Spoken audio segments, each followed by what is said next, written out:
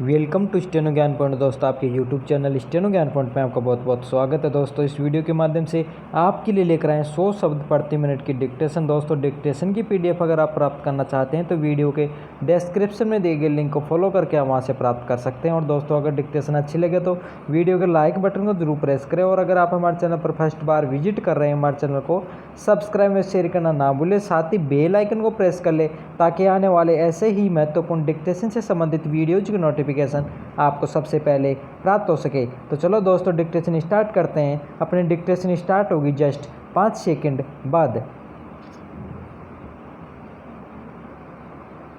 Yes, start.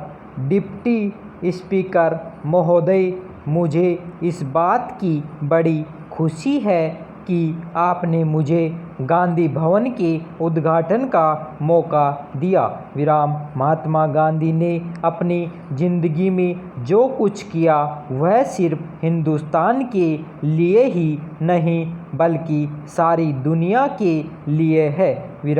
हम उनकी यादगार में कोई इमारत खड़ी करके या संस्था बनाकर किसी तरह से अपने काम में बल हासिल करना चाहते हैं। इसलिए हम उनके काम में स्मारक के रूप में जहाँ तहाँ कुछ बना रहे हैं।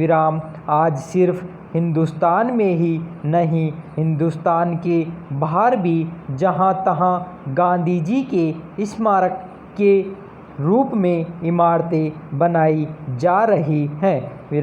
इसलिए कोई आश्चर्य की बात नहीं कि हैदराबाद के निवासियों को भी ऐसा ख्याल हुआ कि यहाँ इस प्रकार का स्मारक बनाया जाए। यह सिर्फ एक इमारत ही न रहे बल्कि जैसे सरदार पटेल ने कहा था, यह जानदार स्मारक हो।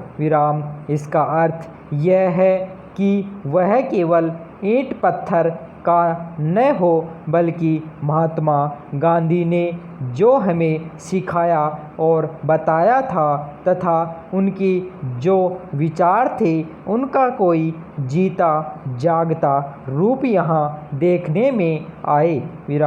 महात्मा गांधी ने अपने जीवन में कई बार कहा था कि किसी आदमी के लिए उसका शरीर कोई कीमत नहीं रखता, वह तो मिट्टी का पुतला है और फिर मिट्टी में मिल जाता है। मगर उसके पास कोई चीज़ रह जाती है तो एक तरफ उसकी आत्मा और दूसरी तरफ उसके किए हुए अच्छे या बुरे काम। इसलिए उन अच्छे कामों का नमूना हमारे सामने होना चाहिए। और आपने यह बहुत अच्छा सोचा कि रचनात्मक काम के बारे में गांधी जी के जो विचार थे, जिन जिन चीज़ों में उनको खास दिलचस्पी थी, उन चीज़ों को लेकर आप इस स्मारक में काम करें। और जो जो संस्थाएं इस तरह के काम में लगी हों, यहाँ आप उनको भी जगह दें। इस भवन में रचनात्मक काम करने वालों के अलग अलग दफ्तरों के लिए अलग अलग स्थान रखा गया है।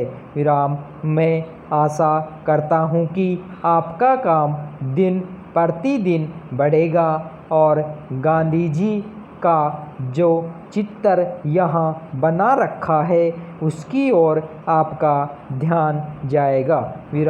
गांधी जी ने हमें जो कुछ सिखाया उसकी तरफ भी आपका ध्यान जाएगा।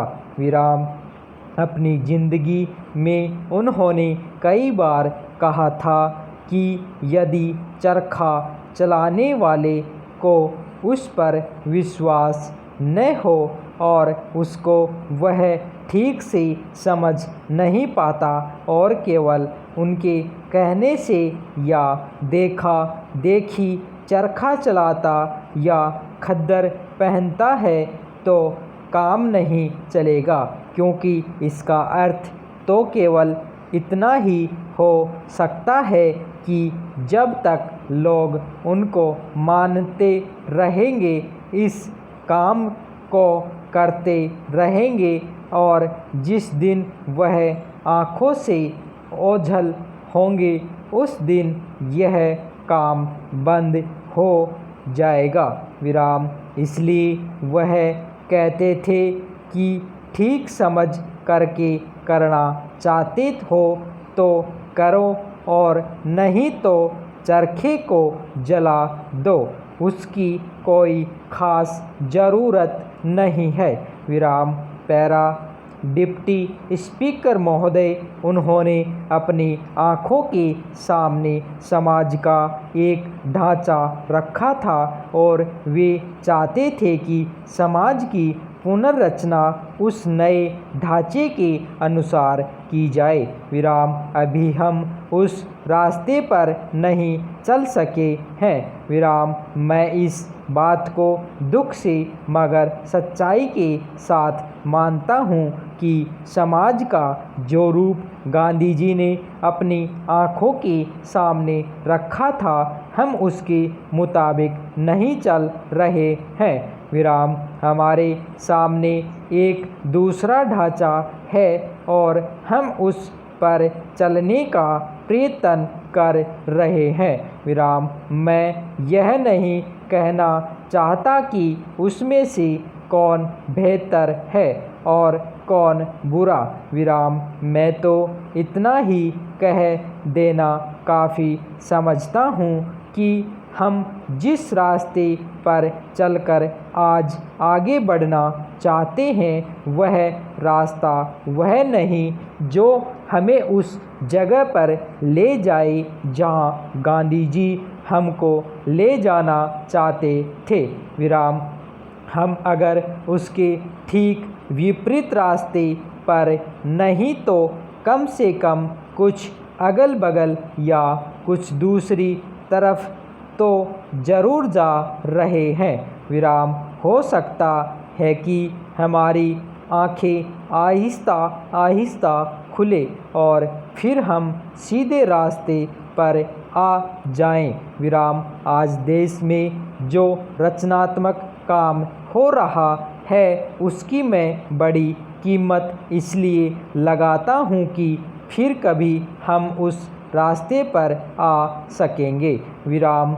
और अगर हमने इस काम को भी छोड़ दिया तो फिर इधर लौटने की कोई उम्मीद नज़र नहीं आती। विराम। इसलिए मैं चाहता हूँ कि हम इस रचनात्मक काम को पूरे बल और ताकत के साथ आगे बढ़ाते जाएं। विराम। पैरा। बहुत ज़माना हुआ जब एक अंग्रेज़ यहाँ आया था। विराम। वह बड़ा विद्वान था। विराम। उनकी किताबें अब भी चल रही हैं। विराम। गांधी जी उस समय खादी और ग्रामोद्योग की बात चला रहे थे। विराम। आप जानते हैं कि पश्चिमी देशों में कोई भी चीज़ ऐसी नहीं जो बिना यंत्र के हो।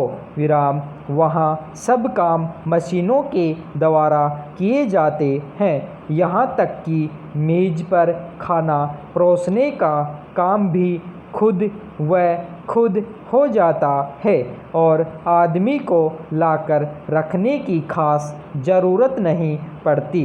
विराम। वहाँ के आदमी ने आकर यह देखा कि हमारे यहाँ के लोग घर में बैठे बैठे रुई का सूत बना लेते हैं, उस सूत से कपड़ा बुनते हैं और उसी से घर में कपड़ा सी लेते हैं। विराम। उसने यह भी देखा कि यहाँ के लोग इसी प्रकार खेती के काम में भी धान को कूट पीस कर चावल बना लेते हैं, रोटी और तरह तरह की चीज़ें घर में ही बना लेते हैं और खा लेते हैं। विराम। हमारी इन सब चीज़ों को देखकर उसने कहा कि हम इन चीज़ों को अपने यहाँ कायम रखें, अगर पूरी तरह से नहीं तो कम से कम नमूने के तौर पर तो कायम रखें ही।